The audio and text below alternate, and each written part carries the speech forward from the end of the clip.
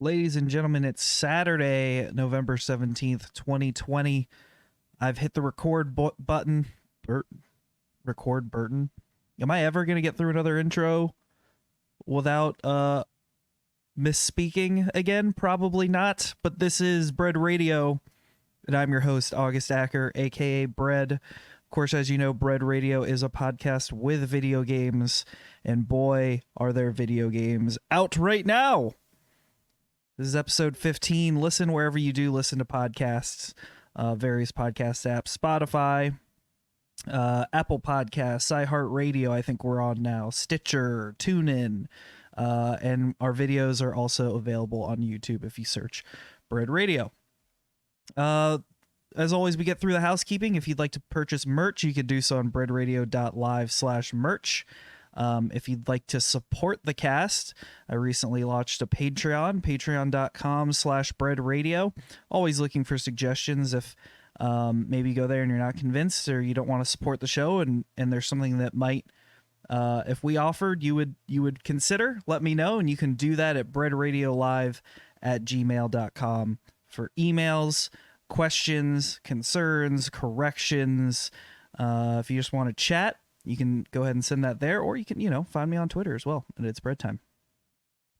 Let's get right into the show. I don't know, we came in pretty hot, I guess, but not really to slow things down. But I don't know, it's been kind of a rough week mentally for me.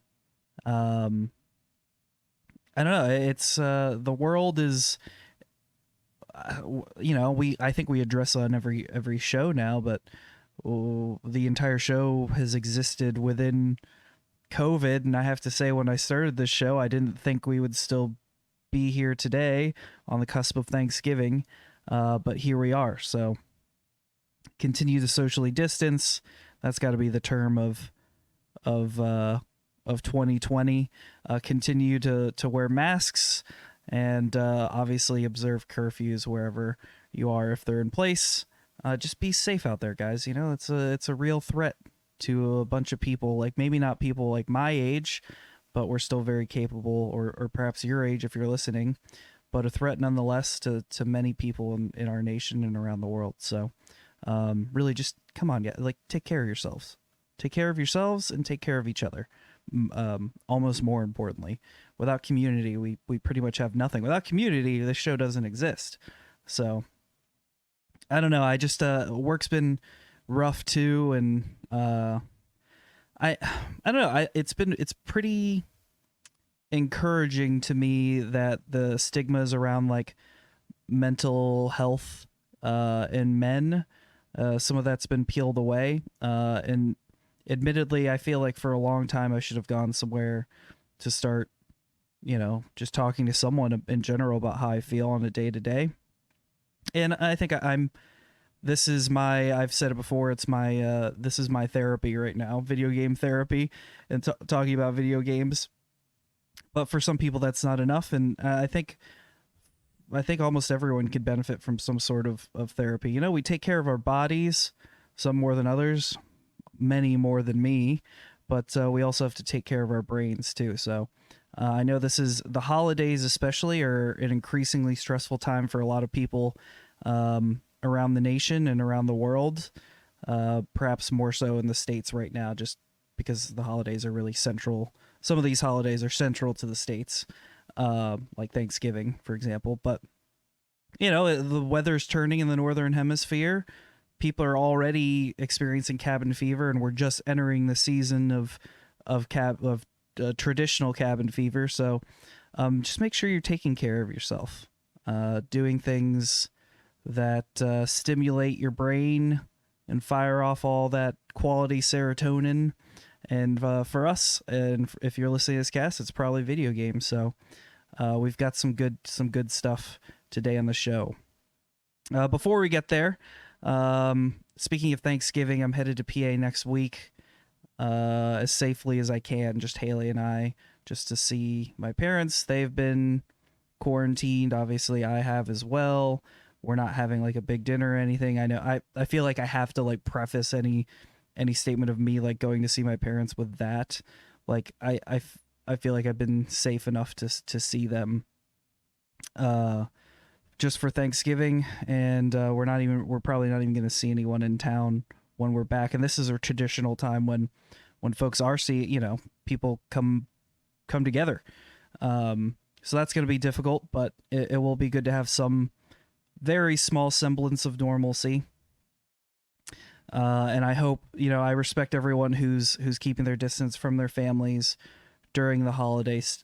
Still, do what's right for you, of course, and do it responsibly. Anyway, enough of my soapbox. Let's talk about some more games. I watched some just general banter, I guess. I watched some streams of Fortnite today, and man, does that game just seem like more unapproachable than ever. I remember when I first started like really getting involved in listening to games podcasts in games media. I was listening to a podcast called Giant Bomb, which if you're listening to this, you've probably heard before. Great group of guys and gals. Well, gal, really. But they were talking about this game Fortnite that was coming out and how it was wave based and how, it was like a horde, like a horde mode, free to play, and looking at what Fortnite's become today as the behemoth that it's become as a battle royale. Just watching the mechanics of building, it's so busy and so fast. Like I wouldn't even, I guess I'm a boomer now. I would change this to boomer radio, but it seems so unapproachable to me. Maybe it's because I'm watching people who are good at the game, but I wouldn't even begin. Like, there's no way I would ever be able to like sit in the same room as someone without getting played out of the room, or off the server. Man, I don't know how. Like, I feel like Fortnite's still hugely popular. Maybe with the younger generation still, but if you're still playing it, man, I'd love to hear from you and like what your experience is like, and how did you switch your brain to get good at the building element? Because I don't know, it's a literal race to the top to get the high ground on your enemy when you're playing Fortnite, and it's kind of wild to watch sometimes, but it's something else. We're gonna forego the news segment today to cover PS5 impressions. Obviously, I've had the PS5 now for what, 5-ish days. Released last Thursday, I want to say, and I haven't even I played a ton of it maybe Friday and Saturday after its release. And thanks again, Haley, if you're listening to this, for being such a great girlfriend and just understanding that I was gonna be a degenerate for the weekend. So I have some thoughts on obviously like the UI, the controller, what the console looks like, and the games I played. So we'll go over that today and forego the news segment. Otherwise, we'll be on this cast for like an hour and 45 minutes, which some of you may love, but after a full day of work and Zoom meetings, my vocal cords would not enjoy that. On that note, before we get into it, I am looking... I think I touched on this on the updates show a few weeks ago, or about a month ago. I am looking for a co-host or someone that can come in, once or twice a month, or even once a month, because I don't have an Xbox. I'd love to cover more Xbox news, but I don't feel I can do so responsibly without perspective. So anyone with, limited... 0 to limited amount of podcast experience with a nice mic who'd like to join me on the show here and there, or, if it goes well, become a part of the show. But just putting out an open invitation, you can send any inquiries to breadradiolive@gmail.com, and I'll probably tweet out some more details as well. So on that note, transitioning away, got the PS5 delivered, I want to say like 3 p.m. on Thursday, making it impossible to focus on work the rest of the day. Also, had a impulse buy of a television just a day or two prior. I was just like, man, I'm gonna have this awesome TV. If you listen to the show, you'll know that we were burglarized a few months back in the summer, in August, and I was like, man, I'm gonna have this nice shiny new 4K HDR capable console, which I already had with the PlayStation 4, I guess, at the time, but I wasn't as concerned about it. But I'm gonna be playing on a 10-year-old Sony Bravia TV, 1080p, and I was like, man, it's like putting a really nice engine in a terrible frame, or vice versa. I don't know what would be the better analogy in that sense, but I was like, all right, fine, let's find a good deal. I found a good deal on a Samsung television, with some monthly payments, no financing, which was amazing. And I have to say, like, it's beautiful, and I'm really looking forward to this generation of games. Initial thoughts on the console. I mean, it honestly wasn't even like the box itself. It's the console is so. First off, it's massive. It's like I know there are a ton of memes out there about it looking like a router. It's like 3 routers stacked on top of each other. The box it came in, it's packaged, I mean, well, like with those cardboard ends, but still a little more flimsily than I think I would have liked. But it survived the trip just fine. I also have to say the design of the console, I've been pretty quick to, like, I don't know, I won't mince words here. I've shit on how it looks. But it really looks a lot more slick in person. It looks much, much better in person. It looks great. I have it standing up. I don't think I like it. I don't think I care or will care to ever set it on its side. I think it looks really awkward on its side. But it's still not the, like, prettiest console I've ever seen, of course. It's definitely a conversation piece. Like, it commands attention when you walk in the room, but that's not really something I'm looking for from a console. I think Xbox may still, I'd prefer something a little more lower profile. But if the design decision was made for sound and airflow, like, that takes precedent over the look of the console itself. And so far, so good. Like, I have to say, it runs relatively silent. And I know for a lot of, there have been jet engine memes going around a while for the PS4, the PS4 Pro, pretty damn loud. But I'm happy to report that the PS5, so far at least, is not very loud. Who knows, like, what happens when we get to mid-generation, we start actually pushing this hardware. How the heat. I'm interested to see how the liquid heat sink holds up on the PS5 over year, and if that has any effect on the noise that the console generates. So anyway, launch hasn't been without issue. I've had minimal problems that I'll cover later on. But there like, as with every release, early adopters, there have been some reports of bricked consoles. There have been problems with external drives, especially. We talked a ton about memory. I think the last episode was called Memory Loss. Memory related to, like, hard drives, hardware space. And it seems like external drives can either brick consoles, and please forgive me if that's completely fake news. But I think we're tracking that external drives were giving trouble to the PS5, as well as the USB port that you were using. So that obviously adds some. The PS5 already, like, compared to the Xbox, has much less storage space. It has well, I guess we'll measure in Call of Duty. Call of Duties. It almost has one Call of Duty. Call of Duty's worth of storage less than the Xbox. I think the Xbox clocks in just over 800 gigs. And the PS5 has like 660 or something of usable storage space at launch.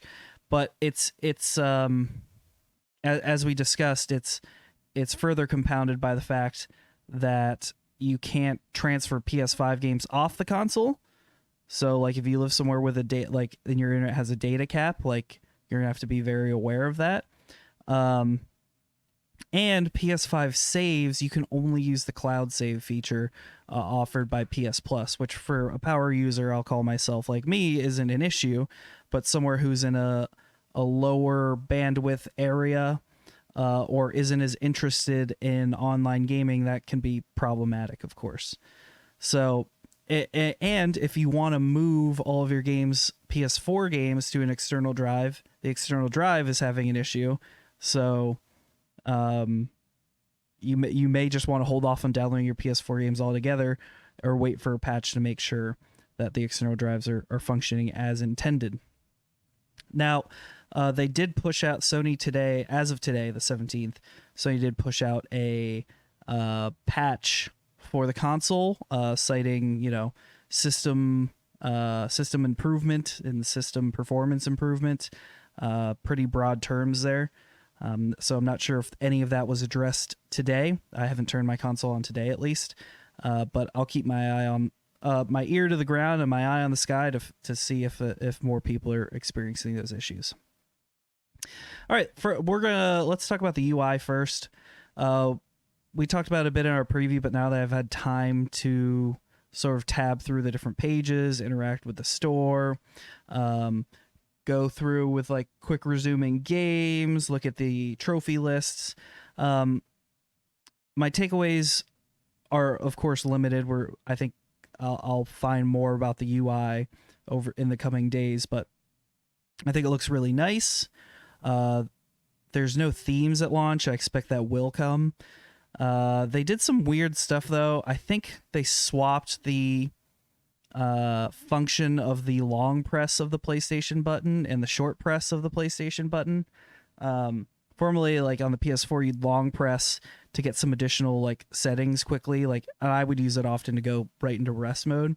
Now that's the quick tap, and then the long press will get you all the way back to like your home screen, which used to just be the short press. So that's going to take some time to get used to. Installing games is pretty clunky too. And we're going to see that a lot at the beginning of the generation when we're looking at like PS4 games that like cross the gap, the PS4, PS5, bridge the gap. Like, for example, I put Miles Morales in, and halfway through installing the disc, I used the disc version, it switched, like whenever I would mouse over it, whenever I would select it in the menu, it acted like it was the PS4 version of the game that was trying to install and was like surfacing a purchase button for me. So I actually rebooted my console, and then it resumed installing the PS5 version of my game. But I know at least one other person who listens to the show, or at least participates in the Discord, had a similar issue with a different game. And that was pretty puzzling. The store is more, it's much snappier. I can't remember now at launch how snappy the PS4 and the PS4 and Xbox UIs were, but the UI is much snappier. I would say overall we're at a better jumping off point than we were 7 years ago. I think these consoles baseline are more up to date, like technology wise, graphics processor, than we were looking at years back, generations past. So it's no surprise that the UI is much snappier. I think I have some problems with how it's laid out. Maybe, right now I'm trying to like untrain 7 years of another UI, so it's going to take some getting used to, but I don't remember having quite the same problem jumping from PS3 to PS4.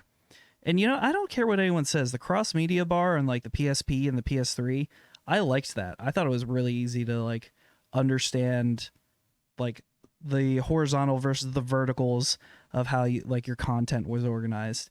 Like, the way the UIs are today are better served for companies to, like, feed you more information to get you interacting and getting those, like, ever elusive engagements on their content and clicking through in store purchases and that kind of stuff. So I think these are made with the user in mind, but there's also a ton of like business implication in how they design their UI. So we'll grow with that over the next few weeks. I'm sure I'll have more to say about it next week as well. But that's all I've got on it today. The controller. Now, there's been a ton of buzz around the controller in preview casts and videos that I've watched leading up to launch. And I have to say, it's not unfounded. It's probably the most impressive piece of hardware in the box, in my opinion, so far. The adaptive triggers feel really, really good. The rumble is like so precise. I remember being really impressed with the Switch directional rumble, especially like playing 1-2 Switch.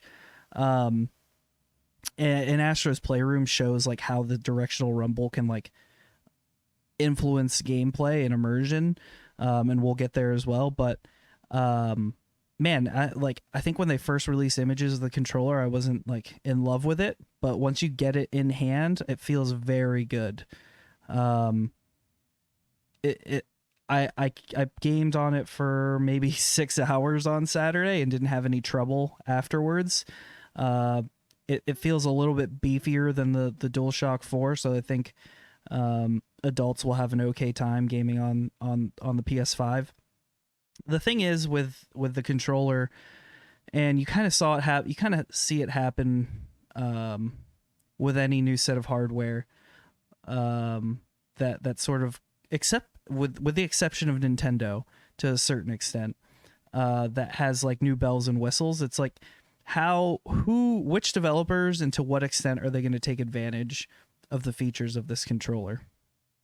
It makes sense for everyone to do it at launch.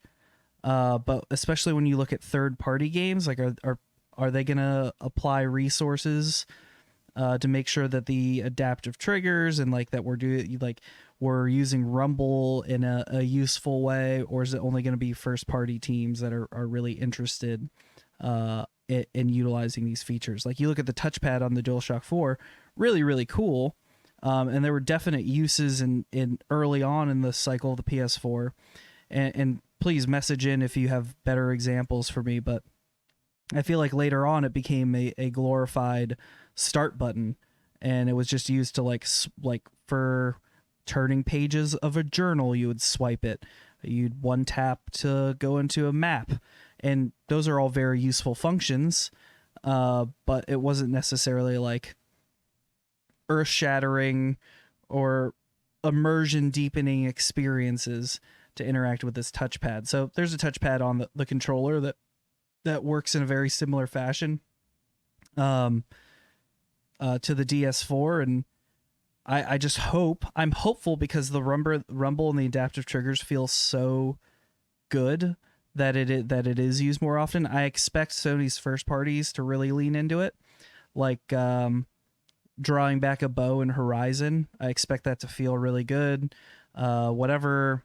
I expect The Last of Us 2 is going to come out with like next gen edition or an update or something that will take advantage to some extent the capabilities of the controller. But I'm really interested to see if anyone third party, at least like bigger games, like you look at Assassin's Creed, I haven't seen them do anything with it yet. I'm only like an hour in. But as the generation ages, are developers going to interact with those capabilities? Now, I see like middleware type of companies leaning into that, like as a gimmick potentially, but it'll really tell the tale if like large third-party teams use the controller capabilities. The other thing I really like about the controller is that it does have a mic on it. I haven't tested anything with the mic. If you have experience with it, again, would love to hear what your experience has been. But it's really cool that instead of boxing in that really cheap mic they had for the PS4, it's now in the controller. I don't know how many clicks, and if there's a bunch of rumbles going in the controller, like how do they mitigate that sound from going through? Not sure how they handle it. Sound has always kind of eluded me. Thankfully, this podcast sounds mostly okay, but man, there have been headaches I've had in the past just trying to like get a very slight hum, maybe that only I can hear out of the audio. So I'm really interested to see how the microphone works on the PS5 controller. The DualSense, it's called. I'm also interested to see how well these controllers age. Like with the adaptive triggers, when you pull the trigger, at least in Astro's Playroom, it's hard to describe, but it like bounces back. It has kick. You know, like how long does that hold up? How long does do the actual mechanisms inside the controller hold up? How long does the rumble feel precise? And I'm also interested in looking at battery life. I had to play plugged in for a decent amount of Saturday. But how much does the rumble and the features on the controller affect battery life? Because that's, I don't know, man. There's something like, it's such a first world problem, but playing with a controller plugged in these days just feels like it's like the umbilical cord of video games. It's not fun. I don't know. All right. Well, look, the UI is great. The console, so far, so good. It looks better than I thought it would in person. I'm not trying to just be a strict homer here. That's why I wanted to report on some of the issues that people were having. I haven't experienced too many, but I'll cover the ones I did when I go through this next section. But who cares about the controller? Who cares about the UI? Who cares about how the console looks if you don't have any games to play? So let's talk about the games I touched. We're going to go from least played to most played. So first on the list is Bugsnax. I have on here about an hour. It's probably closer to about 45 minutes. I mean, if you've watched the trailer of Bugsnax, it's almost exactly what you would expect. The settings, like, obviously very goofy. Very mild spoilers. I'll just cover very early story beats. Basically, your character is a journalist who is invited to the island by the Lisbert, who I think is one of the titular characters in the trailer, to come to the island. I forget what the name eludes me now. But you go there, Lisbert's missing. You meet the self-proclaimed mayor of the town there, and everyone's split up. And of course, the way to bring people back together is to capture Bugsnax. So I've heard the story goes some weird places, so I'm definitely going to stay in it for the story. The gameplay loop kind of reveals itself early on. I'm sure there's going to be some complexities that I'm not that I haven't yet seen, but it's really like, it seems like you have a toolbox of tools like to capture different Bugsnax, and then all the Bugsnax interact with those tools in different ways, whether it be like a splatter gun with ketchup. Some Bugsnax hate the ketchup. Some Bugsnax run to it. Sometimes you can make them run into each other to knock themselves out. Sometimes you can catch them with a net, but you can't do it unless they're knocked out. Sometimes you can just catch them. Sometimes you have to know what their pathing is and how they'll interact with the environment around, right? So like, you're basically going to be going into environmental puzzles, using your tools and following these missions to get people to come back to this town, and ultimately, I believe, to solve the mystery of like where Lisbert went. So it kind of shows its hand pretty early on with that. I'm definitely going to stick in it for the story. I think I really want to play that game with like Haley around and see if she enjoys it to any extent. So that's why I put that down. It's not because I didn't like it. I was also playing Miles Morales, and it's just like, man, I kind of just want to play more Spider-Man, dude. So that's what I did. Next up, Sackboy, A Big Adventure. And I'll be honest, man, that was an impulse buy. And I kind of do that. It didn't really hit me until after I purchased it, but I'm kind of a sucker for like Little Big Planet games and Sackboy. Like, they're just like whimsical in a way. They're like, this one is very clearly a Mario 3D World clone. But I'm here for it, like it's not overly hard. It's definitely a collectathon, but like there's just enough like secrets and alternate paths and interesting mechanics, and the graphics are like, the big thing when Little Big Planet first came out was like, wow, the materials are modeled to look exactly like the materials, which to like the layman, you'd be like, wow, that's amazing. But at the time, like to people who are like into that shit, aka me, we're like, oh, hell yeah, dude, look, Sackboy looks like cloth. He looks like a sack boy. and he's got a zipper on the back. Like, I was there for that then, and I'm here for it now. So the other part is like trying to convince anyone and everyone around me, especially during quarantine, to like play games with me. And this is one of those that you can play with multiple people. I went and actually picked up another controller. Oh, that's the other thing I did. Controllers after tax, like, man, $75. Like, I didn't really pay attention to many sales for the PS4 controllers. But for the DualSense, like, I'm definitely gonna be looking out for like promotions, because I want to have 4 controllers for this console. I really do. And I'm really hopeful that we support like more local multiplayer. But man, I need a lower bar to entry, and it makes sense. It costs what it costs with all the features that it has, but that's why I'm concerned about the longevity of the controller, because if I need it to last me a while if they're going to be that expensive. Anyway, Sackboy, I played about 2 hours, maybe less. I got through like 3 or 4 different levels.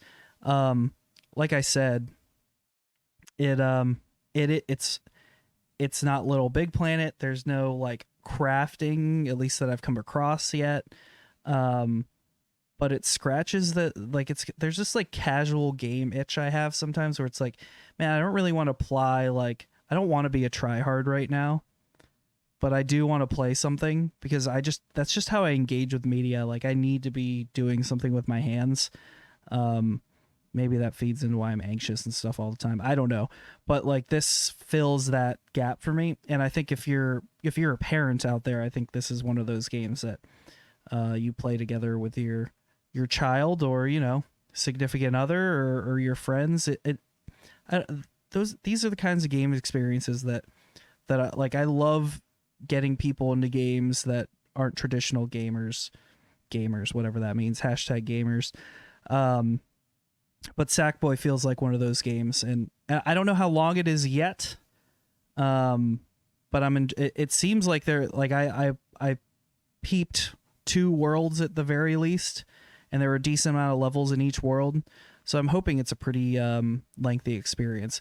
And if you want 100% it and find all the secrets, like, there's definite replayability in those levels to sort of like get into the shit.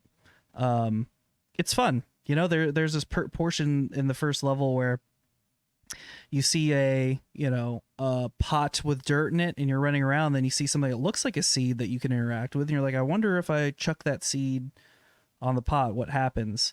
Like, I really enjoy games that reward, like, you know, you get something from it. So I love games that reward your curiosity. That's probably one of the reasons that I love, like, Breath of the Wild does that so well. Like, it rewards your curiosity. Sort of a different extent, like Red Dead Redemption, like Skyrim. You know, we talk about emergent gameplay. I think I think you can categorize emergent gameplay into a couple different buckets, and I think rewarding curiosity is one way to approach emergent gameplay, in my opinion. Up next, we have Assassin's Creed Valhalla. It's a little out of order here. I was rushing through some of this. I've just over an hour played. I want to say an hour and a half. So, like, there are a couple games on the console I have an hour and a half to 2 hours of playtime. So far, it's an Assassin's Creed game, and again, to be perfectly blunt, I hate the beginning of like these open world games. Like, I get it. You have to teach me mechanics. You have to teach me, you know, you have to introduce me to the characters. You have to set the scene for the rest of this like very long upcoming narrative. But like, the best part about the games is getting out and exploring, and I'm not there yet. So like, I'm just waiting for the real juice, you know? I'm drinking from concentrate right now. I want that fresh squeezed Assassin's Creed, please. All right? So, still mostly completing the tutorials. 2 guys show up who are very obviously assassins. It's so funny to me that you know, they're like, in the Assassin's Creed universe, they're supposed to be, you know, covert assassins. And pretty much anytime you meet someone who's part of the Order or affiliate, you're like, oh yeah, that guy's an assassin, because they have that same hood. Their armor looks similar. You know, you can see like the remnants of a blade on their wrist. I know why they do it. It makes sense from a branding perspective. It makes sense like in the universe. It just cracks me up. Like when you see someone, you're like, oh yeah, that guy's an assassin, and then they're gonna reveal themselves to be an assassin later. Like it's not like it. I don't think they treat you like you're stupid. Like it's not gonna be some huge reveal. It's almost like a wink to the player. Like, yeah, by the way, here are these assassin guys. So that cracks me up. But I'm sure we're going to talk about Assassin's Creed Valhalla ad nauseum in the coming weeks. So please, if you listen to the show, don't hate me for it. In fact, I'd love to hear what your experience is with Valhalla. It's seeming like the last thing I'll say on it is it's seeming like people who liked Origins are really liking Valhalla. Like there were people that Odyssey repelled them, but they came back with Valhalla and they really liked it, which is only a little bit worrying to me because I bounced off of Origins. I think I could go back and play it now for sure, but I loved Odyssey. So this game, if it's more like Origins, I don't. It's almost weird. It's almost like Origins is a new, like, opened up this new branch, like the next generation of Assassin's Creed games. So like I feel like I'm going to compare those three games together as we talk in the coming weeks. But it with the world on the cusp of lockdown again, or at least the states on the cusp of lockdown again, it seemed like the perfect time to get to sink my teeth into a very long game like an Assassin's Creed game. And apparently it's selling very well for Ubisoft too. So yeah, really excited about that. Next, Astro's Playroom. I played that for about 3 to 4 hours. I think I beat, there are 4 main levels in a hub world, and I beat all of those. There's a boss at the end that I won't spoil, but I haven't beaten it yet. I don't know if there's anything else after that. But what I will say about the game is, like, don't be fooled by the pack-in nature of the game, like the pre-install free nature of the game. Astro's Playroom is legit. It's legit. It's really good. And it's, if you're a Sony fan, and I wouldn't say I'm a fanboy anymore. Clearly, like, I favor the PlayStation over the Xbox lately, but I mean, if you've listened to the cast, I've been playing a ton of Halo lately too. So I try not to prejudice exists, but I try to avoid it wherever I can. But like, I grew up with a PS2. I grew up playing PlayStation. I had a PS3, I had a PS4, now I'm at the PS5. If you're a fan like I am, it's both a look forward at what to expect with the PS5 and a look back at the journey we've been on so far. It's like a love letter to like Sony products and like PlayStation in general. You can unlock the like collectibles you unlock each level. Like one level you'll unlock the PlayStation and PlayStation accessories, the controller, and they're all modeled, pretty much 1-to-1. You use the motion sensor in the controller to like inspect them. If you have if you find the controller, you can like move the joysticks around. It was really kind of fun. Like, in the PlayStation 2 level, I find the Slim. I found the multi-tap, which is some of my like fondest multiplayer memories of all times. And just seeing that, you're like, oh yeah, wow, that was in my lifetime, so nostalgia aside, the game is also just a demo for all the features of the controller in the PlayStation 5. Each of the levels having a theme, the SSD, the GPU. Those are the two that come to mind because the music in those levels is actually really, really catchy. But it shows off the abilities of the controller. Like I said, the adaptive triggers. You get a gun, like a little pop gun in one of the levels, and that was one of the wow moments I had while playing.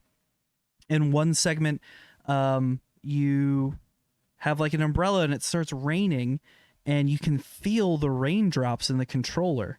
Like, it's really hard to describe over voice what the experience is like, but it's really like a whoa, oh my goodness, like this is real, that I'm feeling the rain in the controller. And then you move a little bit further ahead and it starts like sleeting or hailing, and you can feel the difference in the weight between like ice fall and just water. So like that's that level of detail, sorry, the word was escaping me, it is really impressive to feel. And that's why I'm like so hopeful that the developers use it, because I think it's a really great experience. So it would just be a shame to see a feature that, I know I just said legit, but I'll say that legit, like, fall by the wayside. And it's really cool to see it demoed here in Astro's Playroom. There are a couple other segments, like you can feel wind, like directionally, depending on where your character's standing. Like there are a couple scenes where you're boosting like a rocket. He'll get in like a spaceship. It's like a 3D platformer. If you have no context, it's also like a 3D platforming type of game.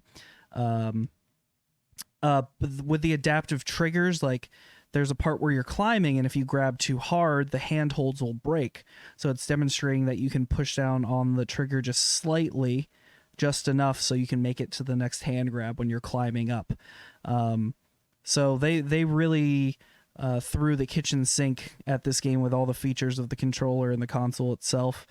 And I gotta say, like, just don't sleep on it. Like if you're into any sort of like 3D platforming game, it's not hard by any stretch of the word, like, but it's definitely an experience worth having. And it honestly just makes me like, I know that Astrobot's kind of become this like weird tech demo, the face of tech demos for PlayStation. You look at VR. I think the DualShock 4, like Astrobot came from like a concept of these little robots that lived in the controller from the Playroom. And I would love to see like a full featured Astros game. I don't know if he has like the weight to actually move like sails, but having played Astro's Playroom, I hope a bunch of other people play this game too and are like, man, I'd love to play an Astrobot game that's like a little bit more difficult, and a little more akin to like the length of a Mario game, with like, you know, some post game content as well. Now that I've played this, it really cannot sing its praises enough. If you have a PS5, you should play Astro's Playroom. And last but certainly not least, Spider-Man Miles Morales. I played it for about 8 to 10 hours. Full disclosure here, huge Spider-Man fan. If you're watching on YouTube, you'll see I have a Spider-Man mug that I keep on my desk that I drink coffee out of every day while I'm working. So I'm coming into this with a lot of bias. So take anything I say with a grain of salt. I will still try to be critical about it. The game looks great, as did the original. I haven't played the PS4 version, the 2018 PS4 Spider-Man, in a few months, so like my reference is off, but the world even looks just a little bit better than it did. Like the game looks really good. And the PS4 Spider-Man was a good looking game. New York in the winter is definitely a nice way to freshen up a familiar environment. And it really leaves me wanting, like, hope in the next game. I hope the stretch of time is long enough that we get to go through a few seasons. I'd love to see Central Park in the fall, you know, for example. Very light story overview, basically. Again, I'll try and just cover it enough so I'm not spoiling anything, but Peter Parker, Spider-Man, goes out of town with Mary Jane for a photo op, because he still needs to make money, on a story that Mary Jane's pursuing with the Bugle. And that leaves Miles to take care of New York City in his stead. So you're really like learning alongside Miles how to become Spider-Man. And I think they do a really good job. His family, or him and his mom, have moved from Brooklyn to Harlem. I hope we explore more of New York. I hope we explore like Brooklyn and Queens in upcoming titles as well. But the game does a really, it has this overarching message of like community And I don't want to get too far into it, obviously, for spoiler reasons, but it's a shorter story.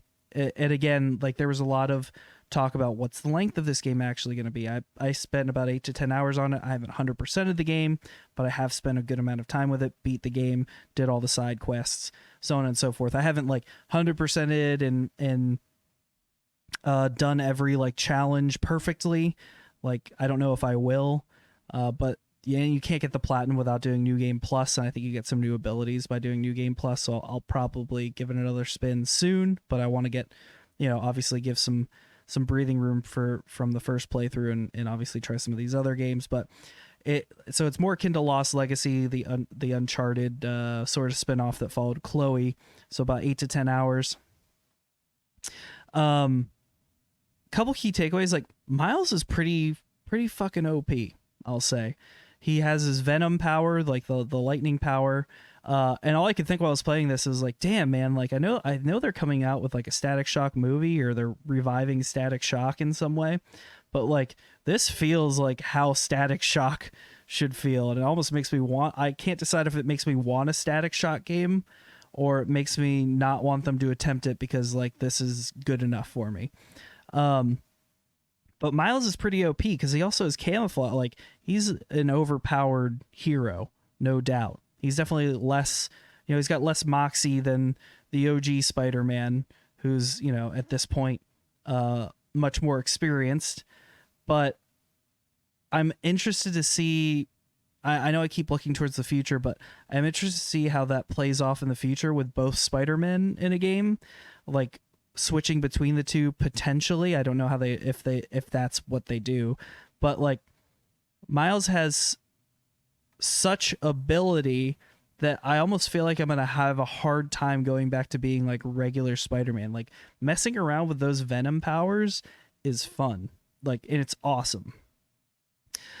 He's got less gadgets than the OG Spider-Man. He's got like a gravity well, which I think Spider-Man had something similar. He's got these holographic like guys who will fight alongside you, and there's a story reason for why they're there. And then there's one other thing that's escaping me right now, and obviously his web shooters. So I almost would have liked, I tried not to use gadgets, or I tried to use them as little as possible. I almost would have liked no gadgets at all, considering like how powerful his abilities are. In fact, I would almost suggest you play it that way. Maybe like that's just me as a purist, I guess. Like, my head canon is like Spider-Man makes the gadgets, Miles has these like lightning abilities, and that's how they like play off of each other, right? But that's just me.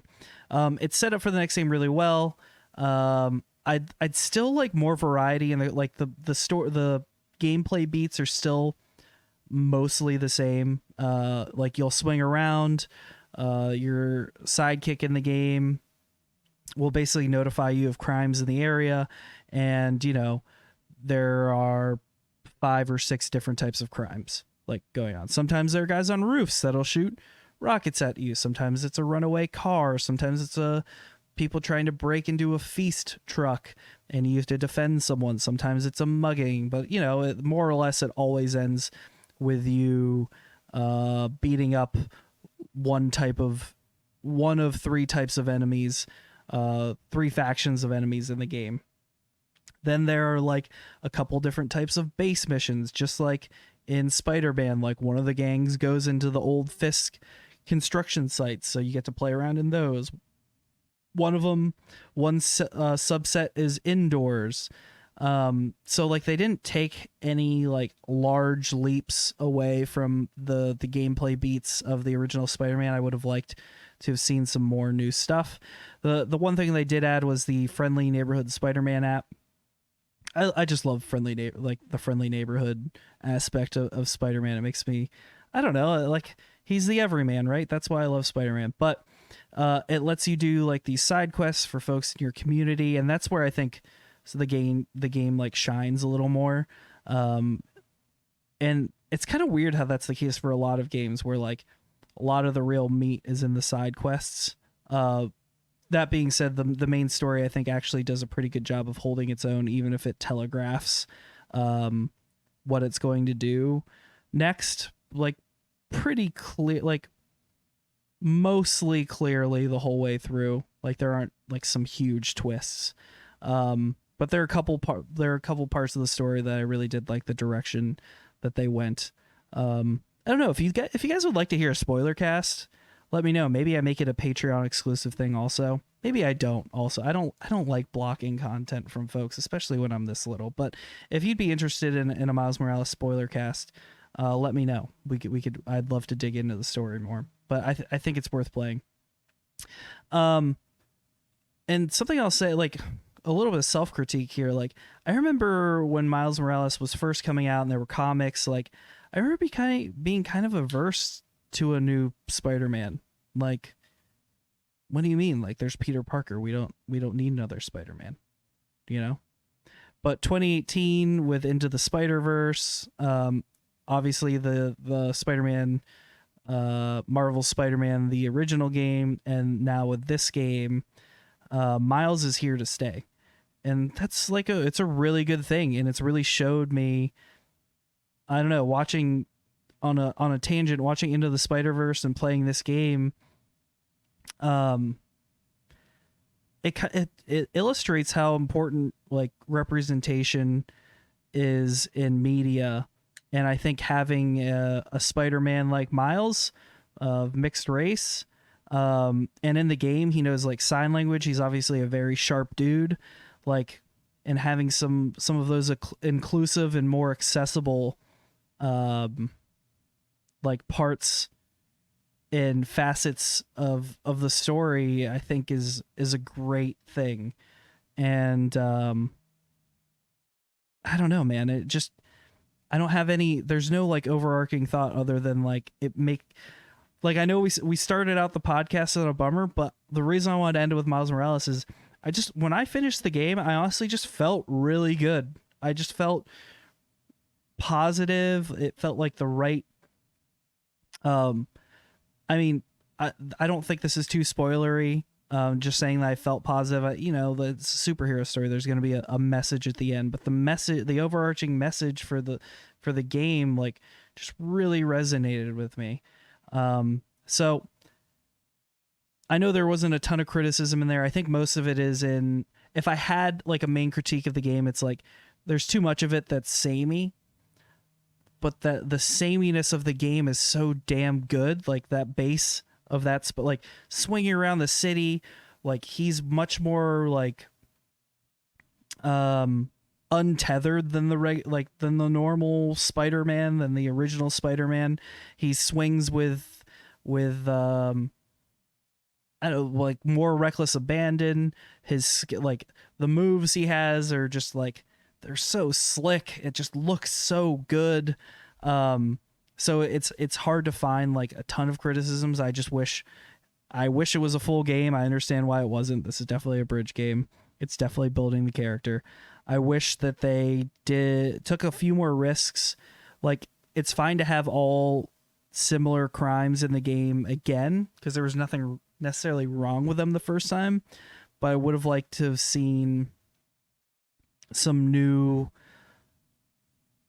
I would have liked to have seen some more activities that go beyond like collectathons with audio files and, you know, like beat 'em ups.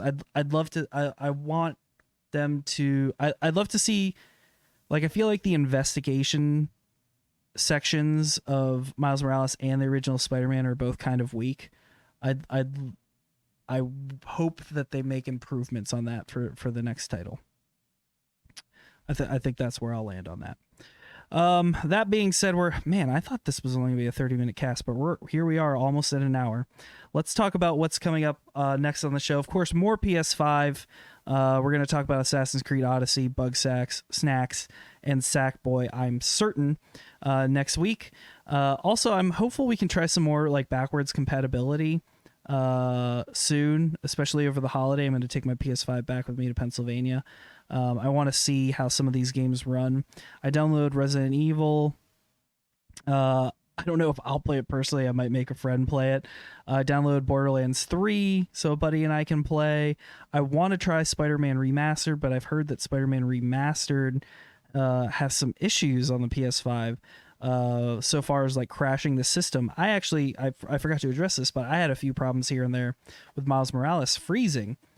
I didn't really have any game freeze problems on the PS4 at all, but Miles Morales froze for me maybe 3 or 4 times throughout the course of the game. And just to be sure, I uninstalled Spider-Man Remastered and didn't have any problems afterwards. I don't know if there's any correlation or not. I just read there were problems with Spider-Man Remastered in its current state, so I got rid of it and then didn't have issues. That could just be a coincidence. Your mileage may vary, but that's what I did.